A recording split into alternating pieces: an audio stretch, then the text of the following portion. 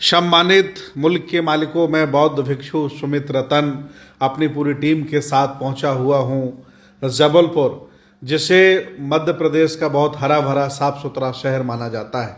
ये आज भी हरा भरा है, पहले भी था। चूँकि नर्मदा नदी जबलपुर के किनारे से बहती है और नर्मदा नदी पर हमेशा से राजा महाराजाओं का आना जाना रहा है।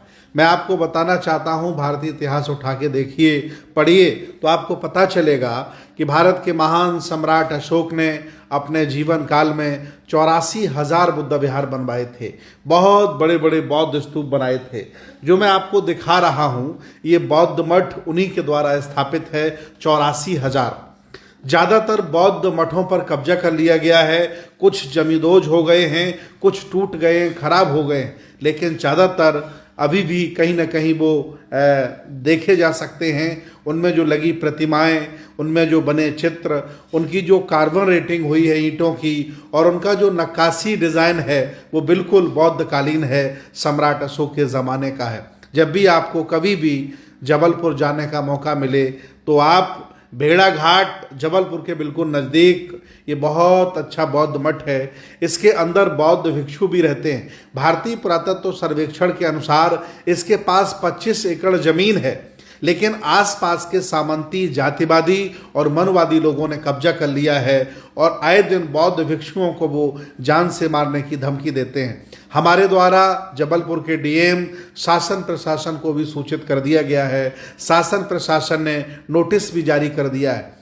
ये बौद्ध मठ अपने आप में एक बहुत बड़ी विरासत है।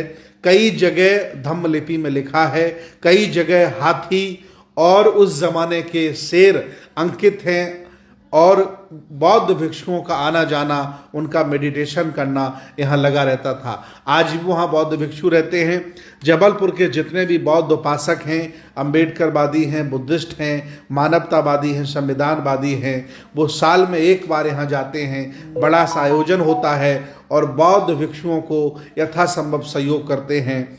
आप देखेंगे बहुत सुंदर नर्मदा नदी बह रही है, बहुत सुंदर पानी है, बिल्कुल किनारा है, लेकिन चूंकि जंगल हो गया है, उसका रखरखाव नहीं है, देखभाल नहीं है, इसलिए स्थिति बौद्ध मठ की बहुत खराब हो गई है।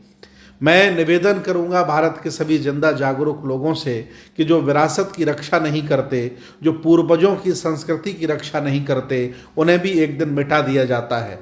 और अगर आपने विरासत की रक्षा नहीं कर पाई तो आपके 4-5 मंजिल घर बनाने का कोई औचित्य नहीं है, क्योंकि जब आप नहीं रहेंगे तो इस घर पर भी कोई दूसरा कब्जा कर लेगा। इसलिए वर्तमान के भारत में विरासत की रक्षा करना बहुत ज़रूरी है।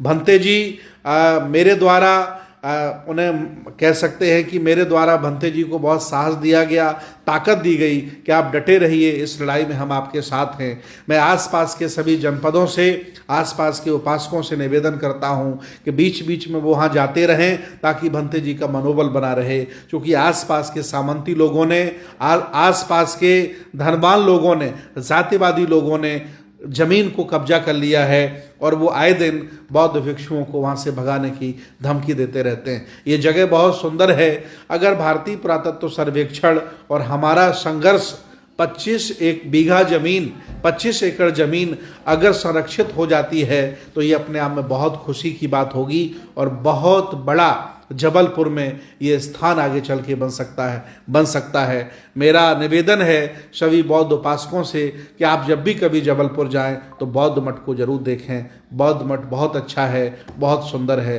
धन्यवाद। आपकी जय हो, आपका मंगल।